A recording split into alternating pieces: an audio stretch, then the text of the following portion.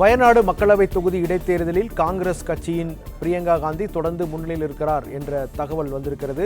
தற்பொழுது அங்கு நடைபெற்ற இடைத்தேர்தலில் வாக்குப்பதிவு எண்ணிக்கை தொடங்கும் பணி தொடர்ந்து நடைபெற்றுக் கொண்டிருக்கிறது. முதல் கட்டமாக தபால் வாக்குகள் எண்ணும் பணி தொடங்கி நடைபெற்று வருவதாக அங்கிருந்து வரக்கூடிய செய்திகள் தெரிவிக்கின்றன. இது குறித்து கூடுதல் தகவலை ராஜ்குமரன் கேட்கலாம். ராஜ்குமரன், உங்களுடைய தகவலை சொல்லுங்கள்.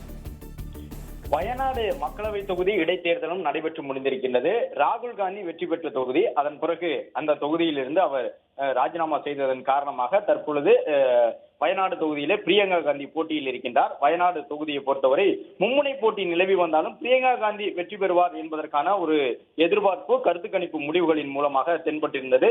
அந்த அடிப்படையில் தான் வயநாடு தொகுதிக்கான வாக்கு எண்ணிக்கை தொடங்கியது முதலே தொடர்ந்து பிரியங்கா காந்தி முன்னிலையில் இருந்து வருகின்றார். ஏறக்குறைய 62.9% அளவிற்கு வயநாடு மக்களவை தொகுதியில் வாக்குகள் பதிவாகி இருந்தன. வயநாடு தொகுதிக்கு உட்பட்ட மானந்தவாடி, சுல்தான் பத்தேரி, கல்பெட்டா, திருவம்பாடி, ஏர்நாடு, நிலம்பூர், வண்டூர் என்று 7 சட்டமன்ற தொகுதிகளில் இடம்பெற்றிருக்கின்றன. அனைத்து தொகுதிகளிலுமே காங்கிரசுக்கு கணிசமான வாக்கு வங்கி இருப்பதும், ராகுல் காந்தி ஏற்கனவே அந்த தொகுதியில் வெற்றி பெற்று 5 ஆண்டு காலம் மக்களவை உறுப்பினராக இருந்ததன் காரணமாகவும் வயநாடு தொகுதியில் பிரியங்கா காந்தியினுடைய வெற்றி எளிதாக இருக்கும் என்று சொல்லப்பட்டது.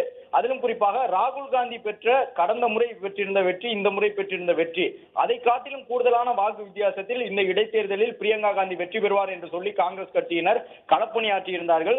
ஒரு பக்கம் இந்தியா கூட்டணியில் இருந்தாலும் கூட காங்கிரசும் இடதுசாரிகளும் எதிரெதிர் நிலைப்பாட்டில் நின்று அரசியல் செய்யக்கூடிய அந்த கேரள மாநிலத்தில் வயநாடு தொகுதியில் இருக்கக்கூடிய இந்த இடைத்தேர்தல் முடிவுகளை பொறுத்தவரை தொடர்ந்து பிரியங்கா காந்தி முன்னிலையில் இருந்து வருகின்றார்.